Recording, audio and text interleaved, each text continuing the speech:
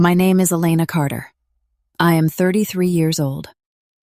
And 3 hours after my mother died, my stepmother changed the locks on her bedroom door and told the funeral home nobody was allowed to see the body. Not even me. Especially not me. At the time, I didn't understand why. I do now. But that night, all I knew was that my mother was gone, my father wouldn't look me in the eyes, and the woman standing in the middle of my childhood home was already acting like she had won. "You're upsetting your father," Marianne said softly, one hand resting on the kitchen counter like she owned the house.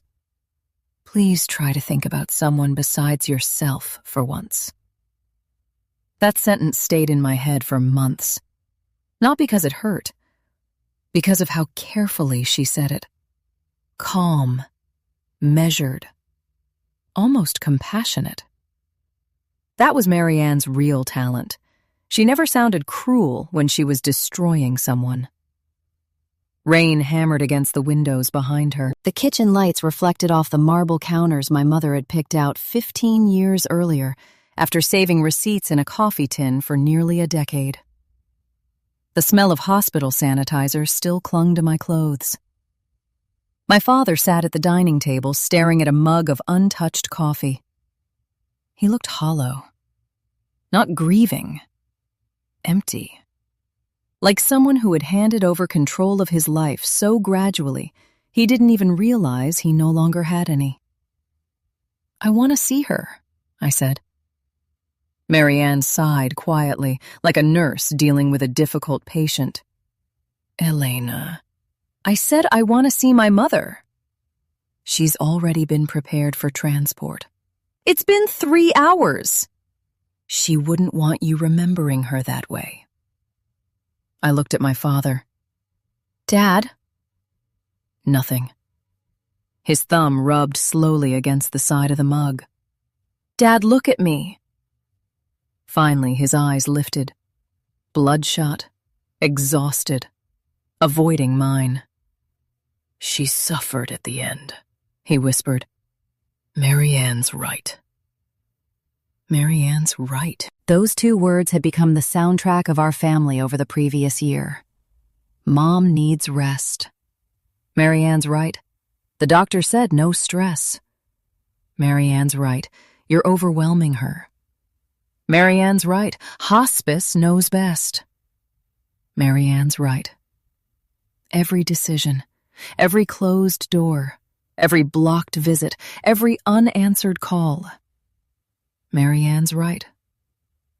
I felt something cold move through my chest. Not grief, recognition. Because deep down, I already knew this wasn't normal. My mother, Rebecca Carter, had not slowly disappeared from my life because of illness. She had been isolated, controlled, managed, and somehow everyone around her had accepted it one small compromise at a time, including my father. Especially my father. "I'm going upstairs," I said. Marianne stepped slightly into the hallway. "No." The word was gentle. That made it worse. "I just want 5 minutes. Elena, please don't make tonight harder than it already is. She's my mother, and I took care of her while you questioned every medical decision we made." There it was. The guilt. Always the guilt. My father finally spoke. "Just let it go tonight." I stared at him. 6 months earlier, he had screamed at a pharmacist for giving my mother the wrong insulin brand. Now he couldn't even stand up for her after she died. "What happened to you?" I asked quietly. His face twitched. Marianne answered for him. "He's grieving." "No," I said. "He's disappearing." Silence swallowed the kitchen. The refrigerator hummed softly. Rain hit the gutters outside. Somewhere upstairs, an old pipe knocked inside the wall. This house used to feel warm. Now it felt staged. like a place pretending to still be a family home. Marianne folded her arms carefully. You need sleep. I need the truth. Her expression almost changed. Almost. Then she smiled sadly. Elena, your mother was very sick. My mother was texting clients 3 months ago. She declined rapidly. My mother ran a financial consulting firm for 27 years. She balanced 3 companies at once. She remembered everyone's birthday. She corrected my grammar until the day she stopped answering my calls. My voice sharpened. She didn't just suddenly become helpless. My father stood abruptly. That's enough. The force in his voice surprised all 3 of us. He pointed toward the front door. You need to stop this obsession. Obsession. That was the new word Marianne had introduced into the family vocabulary. Concern became obsession. Questions became aggression. Memory became denial. You think I'm obsessed? I asked. I think, my father said carefully, you're struggling to accept reality. Reality. Such a useful word when people want to bury something ugly. I laughed once, short, disbelieving. Then I reached into my coat pocket and pulled out my phone. 37 missed calls to my mother over 11 days. 7 unanswered voicemails. 4 messages marked read at strange hours she would never have been awake. 1 text sent from her number at 2:14 a.m. I'm okay, sweetheart. Stop worrying so much. Love you. No punctuation. My mother used perfect punctuation even in grocery lists. I looked directly at Marianne. You were texting me from her phone. Her face remained calm. Elena, you answered her messages. You answered her calls. You controlled who spoke to her. She was under hospice care. She was terrified. My father slammed his hand against the table. Enough! The sound echoed through the kitchen. For a second, nobody moved. Then quietly, almost trembling, he said, Your mother died tonight. His voice cracked hard on the last word. And suddenly I saw it. Not just grief. Fear. Real fear. The kind people carry when they know something inside them is wrong, but they've gone too far to admit it. Marianne walked toward him immediately, placing a hand against his back. Protector, caretaker, comforter. Always positioned exactly where she needed to be. You need rest, she whispered to him. Not me. Him. That was another thing she did brilliantly. She never fought for control directly. She made people hand it to her willingly. I stared at her hand touching my father's shoulder. Then I remembered my mother's voice 3 weeks earlier. Weak, breathing unevenly. Elena, don't let her. The call had cut off before she finished. At the time, I thought hospice medication had confused her. Now I wasn't so sure. I'm staying tonight, I said. Marianne's eyes flicked toward my father instantly. Tiny movement, but I caught it. My father rubbed his forehead. That's not a good idea. Why? We all need space. Space from what? Elena. No, I snapped. No more vague answers. No more treating me like I'm unstable because I ask basic questions. Marianne lowered her eyes. Classic Marianne. Never defensive, only disappointed. You've been hostile for months, she said softly. My jaw tightened. You kept me away from my dying mother. She needed peace. She needed her daughter. She had her husband. The room froze. Even Marianne realized too late how bad that sounded. I looked at my father. Slowly. Did you hear that? His face hardened instantly. "Elena, stop attacking her." I actually felt dizzy. Not emotional, disoriented. Like reality itself had started bending inside that house. Because my mother had died less than 4 hours earlier, and somehow I was already the problem. Not the locked bedroom, not the blocked phone calls, not the isolation, not the sudden hospice enrollment, not the forged calm in every conversation. Me. I looked around the kitchen. My mother's cookbook still sat beside the stove with sticky notes hanging from the pages. Her reading glasses were still near the sink. A half-finished crossword puzzle rested beside the fruit bowl. Tiny evidence that she had existed here, that she had been alive, thinking, trying. And suddenly I realized something horrifying. There were almost no recent traces of her anywhere else in the house anymore.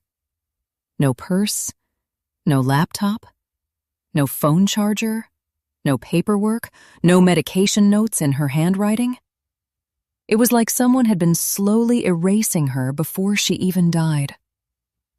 My stomach tightened. "When was the last time she left this house?" I asked. Neither of them answered. I looked at Marianne. "When was the last time my mother drove her car?" "She wasn't well enough." "She loved driving."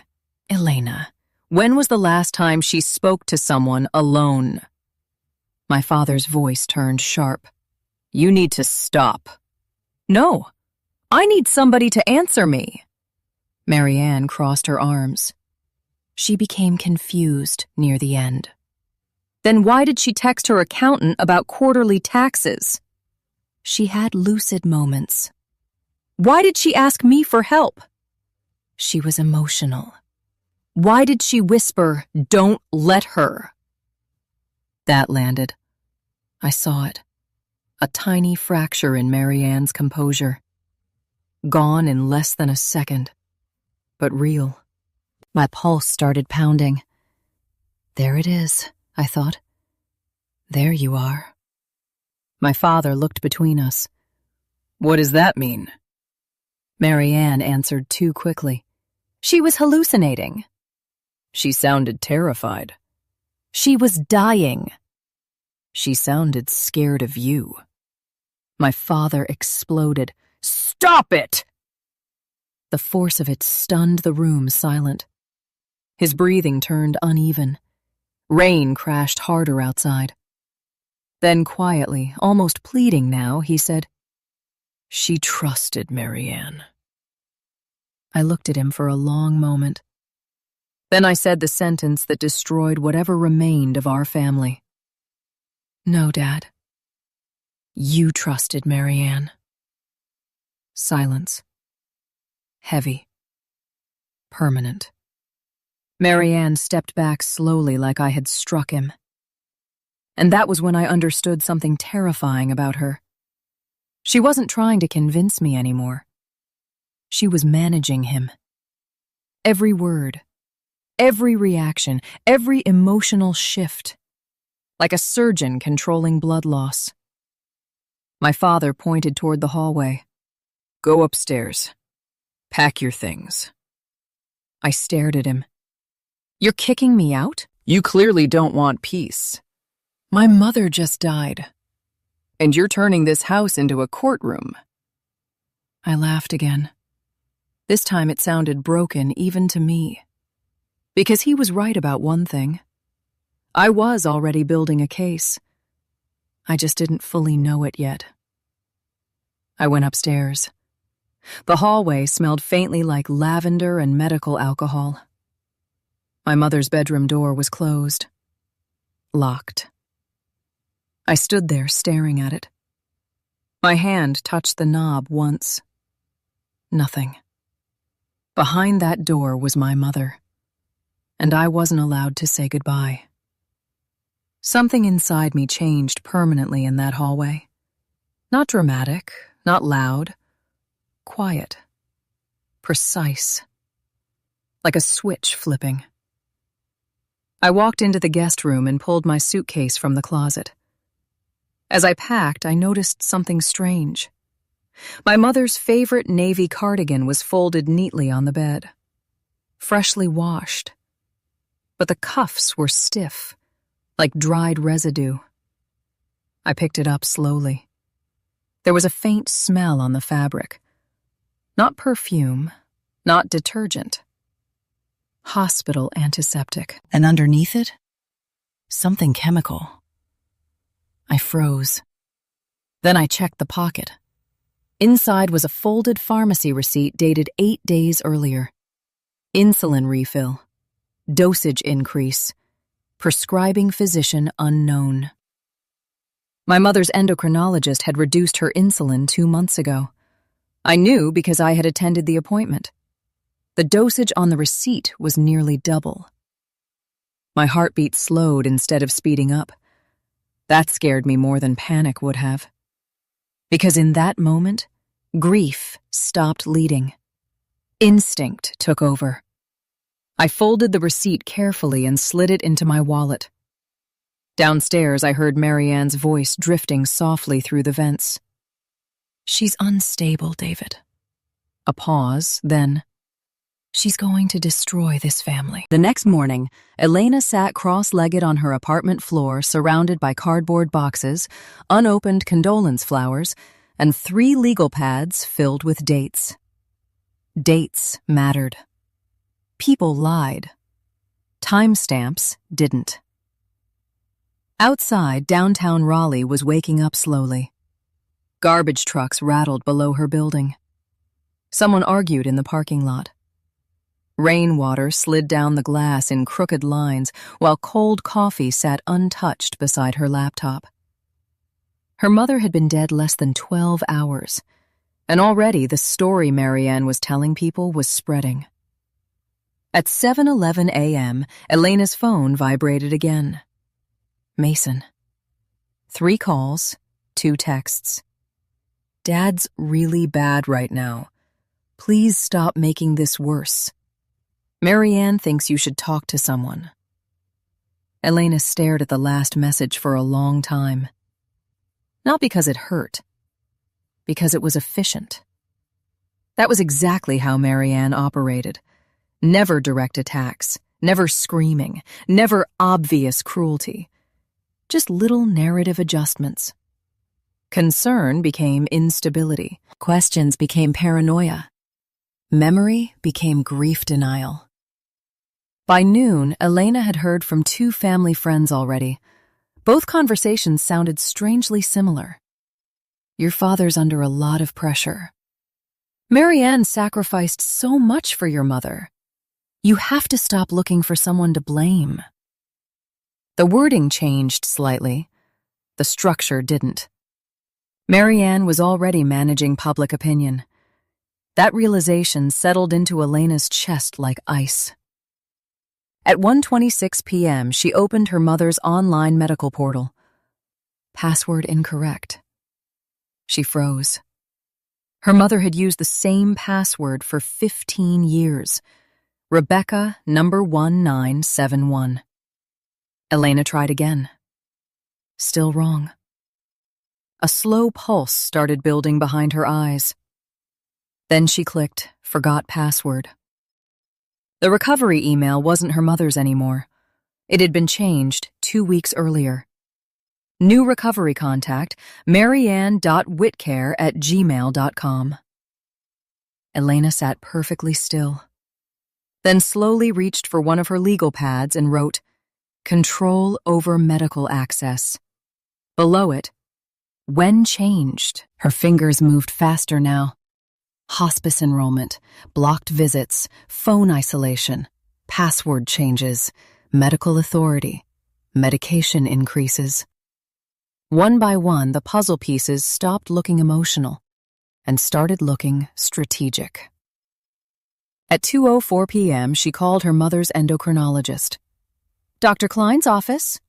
"This is Elena Carter, Rebecca Carter's daughter." A pause. The receptionist's tone softened instantly.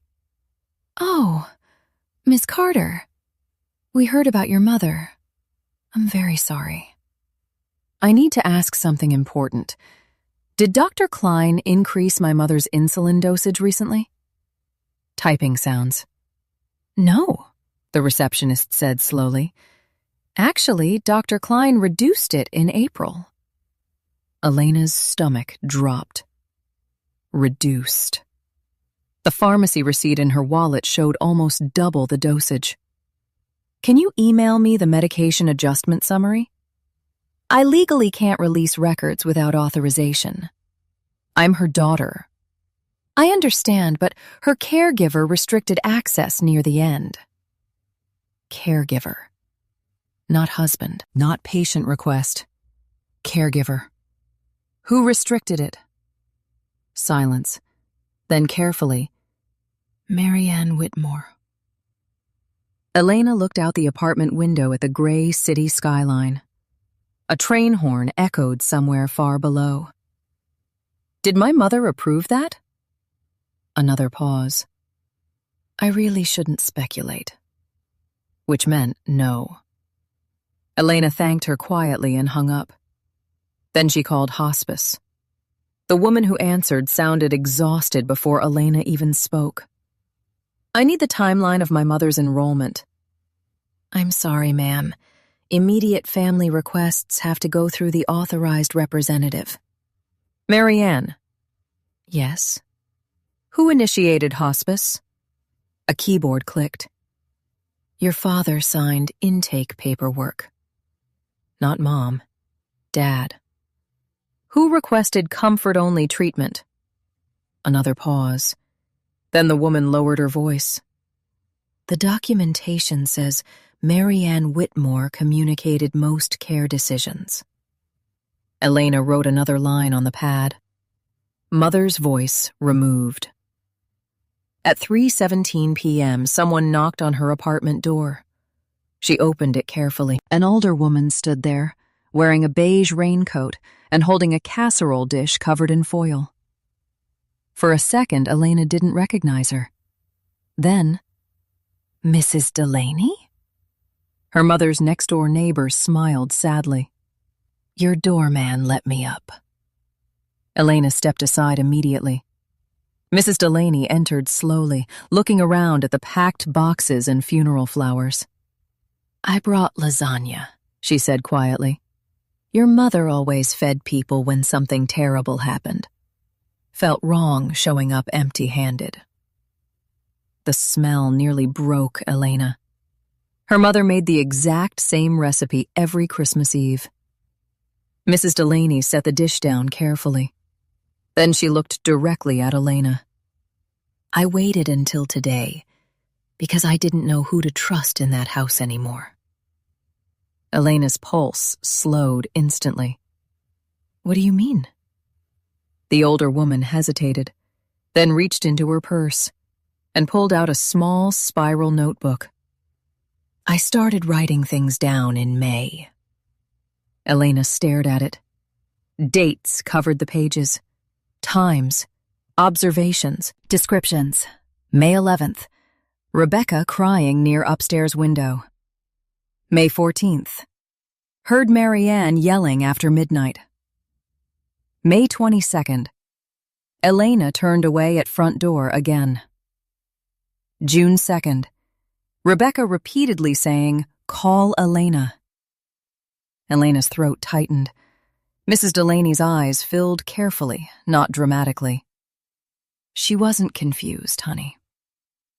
That sentence hit harder than anything yet. Not because Elena didn't believe it already, because someone else had seen it too. She looked scared, Mrs. Delaney whispered, especially when Marianne was around. Elena turned another page, then froze. June 18th. Ambulance arrived 11:42 p.m. Left 12:07 a.m. No hospital transport. What is this? Mrs. Delaney nodded slowly. I almost called you that night. Elena's voice lowered. There was an ambulance? Yes. No one told me. They kept the garage lights off. It felt, she swallowed carefully, secretive. Secretive. Another perfect word. Not dramatic. Real. Mrs. Delaney reached deeper into her purse again. This time, she removed a flash drive. I wasn't sure if I should give this to police. Elena stared at it. What's on there? My Ring camera footage. The room suddenly felt smaller. You recorded the house? It records automatically. Elena plugged the drive into her laptop with shaking hands. June 2nd, 2:14 p.m. The front yard appeared on screen. Rain, wind moving through the trees. Then, the upstairs curtain shifted. Her mother appeared at the window. Thin, pale, terrified. Elena stopped breathing. Rebecca pressed one hand against the glass, then lifted a piece of paper. The footage blurred briefly from rainwater, but the words were still readable. Call Elena, please. Elena covered her mouth instantly. Her entire body went cold. In the video, the bedroom door suddenly opened behind her mother. Mary Ann entered the frame. Rebecca flinched. Actually flinched. Then Mary Ann grabbed the paper violently and yanked the curtain shut. The timestamp remained glowing in the corner of the screen. 2:14 p.m. The exact same minute Elena had received a text from her mother's phone saying, Resting, sweetheart, talk later. Elena slowly opened her messages, looked at the timestamp. 2:14 p.m. Her stomach turned. Mary Ann had been texting her while Rebecca was begging for help behind glass. For almost a full minute, nobody in the apartment spoke. Then Mrs. Delaney whispered, I think your mother was trying to survive long enough for you to figure it out. Elena's eyes filled instantly. Not soft tears, sharp ones, the kind that burned. She replayed the footage again, and this time she noticed something else. Her mother wasn't wearing her wedding ring. Rebecca Carter never removed her wedding ring. Not for gardening, not for sleep, not even surgery. Elena paused the frame, zoomed in. Bare fingers. A terrible thought entered her mind. What else had Mary Ann already taken before Rebecca even died? At 6:42 p.m., Elena drove to her mother's accounting office downtown. The lobby lights were off, dust already settling near the reception desk. The silence inside felt wrong, like someone had shut down a life too quickly. She entered her mother's office using the emergency key still hidden beneath the ceramic planter outside. The room smelled faintly like coffee and printer ink. Exactly the same. Rebecca's desk remained perfectly organized, pens aligned, tax folders stacked, family photo facing the chair. But something was missing. The blue notebook. The one Elena had seen sticking from Mary Ann's purse at the hospital. Her chest tightened. Mary Ann had taken it, which meant Mary Ann knew what was inside. Elena opened desk drawers carefully. Bills, client notes, receipts. Then, inside the bottom drawer beneath old bank folders, a second phone. Hidden. Elena froze. It was her mother's old iPhone. Powered off. Her hands trembled as she plugged it into the office charger. The screen lit up slowly. Battery, 2%. Passcode required. Elena stared at it, then typed her own birthday. Unlocked. Her mother always used Elena's birthday for important things. The messages loaded first. Hundreds of unread texts. Most from Elena. None answered. Then Elena opened Notes. One note existed, Untitled. Last edited June 21st. Her breathing slowed as she opened it. If you find this, Marianne has my main phone. I am not confused. Something is wrong with my medication. Please trust yourself. The room tilted sideways. Elena grabbed the edge of the desk. Below the message was another line added later. Much later. If anything happens to me, check the insulin. She changed the dosage after April. Elena stared at the screen, then at the pharmacy receipt in her wallet, then back at the screen. And for the first time since her mother died, fear disappeared completely. Now she knew. Now this wasn't grief. This was war. War didn't begin with police sirens. It began with silence. 3 days after finding the hidden phone, Elena stopped answering everyone except Mason and one attorney named Daniel Mercer. Daniel specialized in financial elder abuse litigation and wrongful death disputes. Late 40s, precise, former prosecutor. The kind of man who noticed details most people stepped over. He listened without interrupting while Elena spread evidence across the conference table. The pharmacy receipt, the hidden phone, the messages, Mrs. Delaney's notebook, the ring footage, the hospice timeline.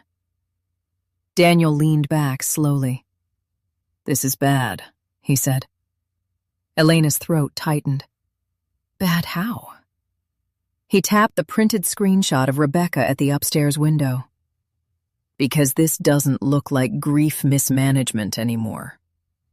His eyes moved to the altered insulin dosage. It looks coordinated. The word settled heavily into the room. Coordinated. Not emotional. Not accidental. Intentional. Daniel opened Rebecca's hidden phone again. "Did your mother ever leave voice recordings?" "I don't know." "Check." Elena opened the voice memo app. 4 recordings. Her pulse spiked instantly. The first one was dated June 4th, 11:48 p.m. Elena pressed play. Static crackled softly. Then, her mother's voice. Weak, breathing unevenly, but unmistakably lucid. "Elena, sweetheart, if you find this, I need you to listen carefully." Elena covered her mouth immediately. Daniel stopped taking notes. "Marianne takes my phone every night now," Rebecca whispered. "She says I get confused, but I'm not confused." A shaky breath. "She changed my insulin after my April appointment. I told her Dr. Klein lowered the dose, but she said she spoke to him privately." Another pause. "I don't think she did." Elena's eyes filled instantly. On the recording, Rebecca coughed painfully. Then, "Your father believes her. I don't know how to make him see what's happening." Daniel slowly lowered his pen. The recording continued. "If something happens to me, don't let them tell people I was losing my mind." The audio ended. The room went dead silent. Elena stared at the phone like it might explode. Daniel finally spoke. "Jesus Christ." The second recording was worse. June 12th. Rebecca sounded weaker. "I tried calling you today. Marianne disconnected the upstairs phone again." A long silence followed. Then quietly, "She watches my medication now." Elena felt cold spread through her arms. "She says I forget doses, but I never forgot before she moved in." Rebecca inhaled shakily. "She tells your father I get emotional after talking to you. That visits stress me. She says you're unstable." Daniel muttered under his breath. Classic isolation conditioning. The third recording destroyed Elena completely. June 19th. Her mother was crying. Actual crying. Not dramatic sobbing. Exhausted crying. The sound people make when they realize nobody is coming in time. Elena, I'm scared to sleep. Daniel closed his eyes briefly. On the recording, Rebecca whispered, "She keeps saying everything will be easier soon." A sharp inhale. "I don't think she means hospice." The audio cut abruptly. Elena sat perfectly still. Her body had gone numb. Daniel looked at her carefully. She knew. Elena nodded once. She knew. The fourth recording was dated June 27th, 3 days before Rebecca died. Her voice barely sounded human anymore. "Elena, if your father tells you I stopped asking for you," weak breathing, "he's lying." Elena broke then. Not loudly, not dramatically. Tears simply started falling while she stared at the waveform on the screen. Daniel slid the tissue box toward her silently. On the recording, Rebecca whispered one final sentence. "Please don't let her rewrite me." The audio ended. And suddenly everything inside Elena became terrifyingly clear. This was never about inheritance. The money mattered to Marianne, yes, but control mattered more. She had erased Rebecca slowly, socially, medically, emotionally, until nobody trusted Rebecca's own voice anymore. And the horrifying part? It almost worked. 2 weeks later, the lawsuit was filed. Carter versus Whitmore. Wrongful death. Medical neglect. Isolation abuse.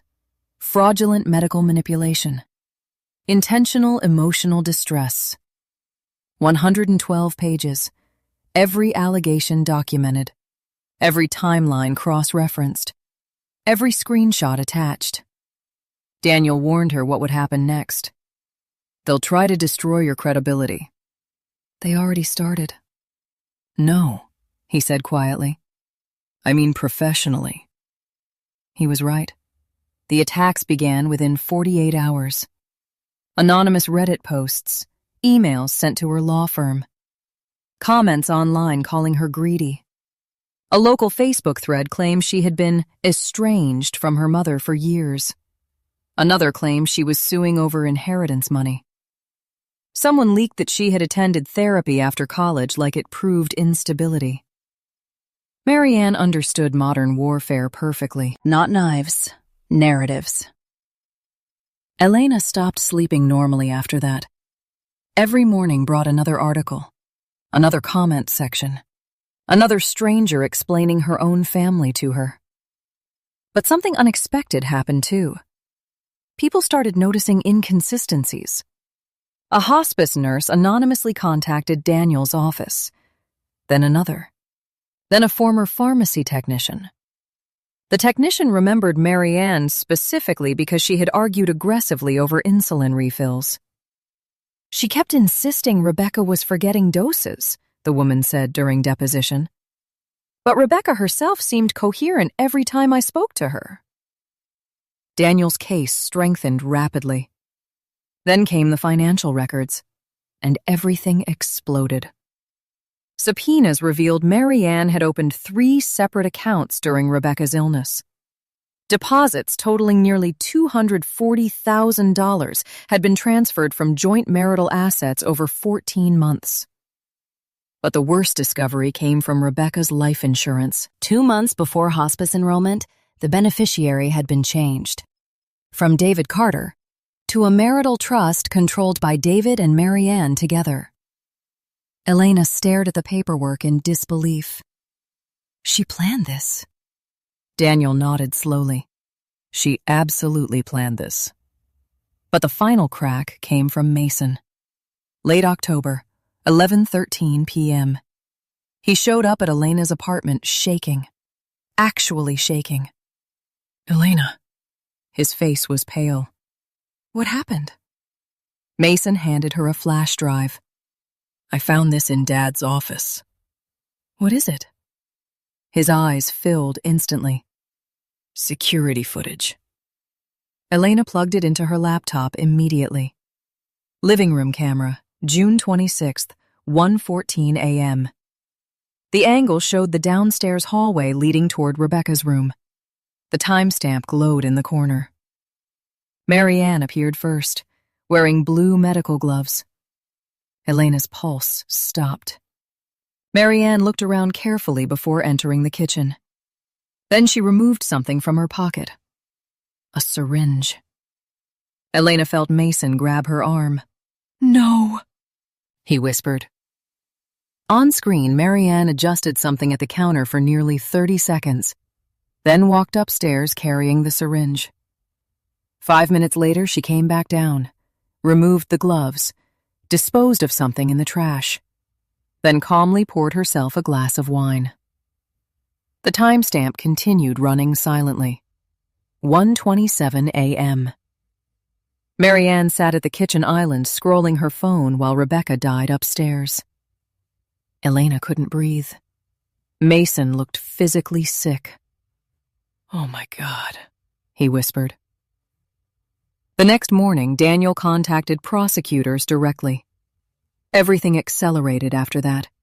Search warrants, device seizures, financial investigations, medical review boards.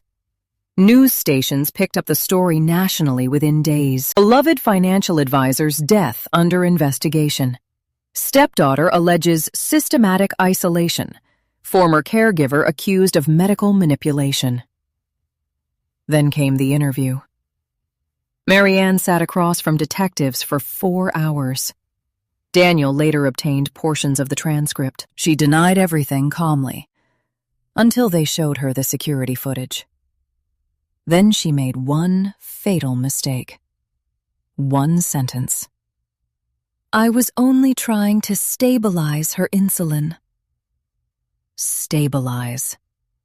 Not administer medication. Not help. Stabilize. She admitted handling it herself, without authorization, without medical supervision, without legal protection. The room turned against her instantly. David Carter collapsed 2 days later. Not physically, emotionally. He arrived at Elena's apartment at 6:40 in the morning wearing the same clothes from the previous day. He looked 20 years older. "I didn't know," he whispered before she even let him inside. Elena said nothing. He sat at the kitchen table staring at his hands. "She kept telling me you were trying to control your mother." His voice cracked. "She said Rebecca was embarrassed of becoming dependent." Tears slid down his face. Real tears this time, not performative grief. "I thought I was protecting your mother from stress." Elena looked at him for a very long time. "You protected Marianne from accountability." The truth hit him visibly. His shoulders folded inward. "She manipulated all of us." "No," Elena said quietly. "She manipulated you. Mom saw her clearly." That almost destroyed him. By December, prosecutors officially charged Marianne Whitmore with medical abuse of a vulnerable adult, fraud, forgery, financial exploitation, negligent homicide. National media exploded. The recordings changed everything. People heard Rebecca's actual voice, lucid, coherent, terrified. The public stopped debating immediately after that, because Marianne's biggest mistake had been underestimating Rebecca Carter. Rebecca left evidence. Tiny pieces, hidden pieces, enough pieces. A woman dying in isolation still found ways to speak. The trial began 8 months later. Marianne entered the courtroom wearing soft beige colors and minimal makeup. Even then, she looked controlled, measured, dangerous. She avoided looking at Elena entirely. The prosecution played the recordings on day 3. Nobody in the courtroom moved during the 3rd recording. "I'm scared to sleep," jurors cried openly. One woman on the jury removed her glasses and wiped her eyes before the audio even finished. Marianne finally looked nervous. But the moment that truly buried her came later. The prosecutor displayed 2 images side by side. Rebecca's actual prescription dosage from Dr. Klein and Marianne's unauthorized refill increase. Double. Then the kitchen security footage played. The syringe, the gloves, the timing. The courtroom went completely silent. Marianne's attorney stopped taking notes. Even he knew it was over. David testified the following morning. He broke down halfway through. "I failed my wife," he whispered. Elena watched him carefully from the gallery. For the first time in years, he sounded honest, not defensive, not managed, just ruined.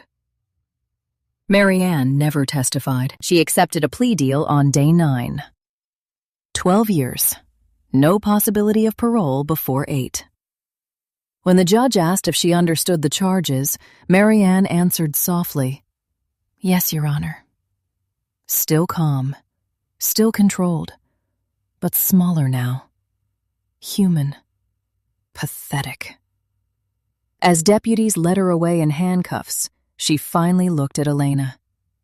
Not angry, not sorry, just shocked. Shocked that someone she considered manageable had destroyed her. Elena held her gaze without blinking. Because Marianne had misunderstood one thing from the beginning. Elena was never emotional enough to lose. That was her mother's gift to her. 3 months later, Elena reopened Rebecca's old office downtown. Not as an accounting firm, as the Carter Foundation for Elder Protection and Medical Advocacy. The waiting list filled within weeks. Families came carrying binders, screenshots, medication logs. Fear. Elena recognized the look instantly. The look of people being told their instincts were irrational. Every case reminded her of Rebecca. Every frightened daughter. Every confused husband. Every isolated parent. One rainy evening after work, Elena visited her mother's grave alone. The cemetery was quiet except for distant thunder rolling across Raleigh. She placed white orchids beside the headstone. Not roses. Never roses. Then she sat on the wet grass. "You were right," she said softly. Wind moved through the trees overhead. "You kept trying to tell me." Her eyes burned. Not from grief anymore. From missing someone who fought until the very end. Elena touched the cold marble gently. "I heard you, Mom." Rain started falling harder. But she stayed there anyway. Because some people disappear quietly. And some leave enough truth behind to burn everything down after they're gone. Rebecca Carter did both.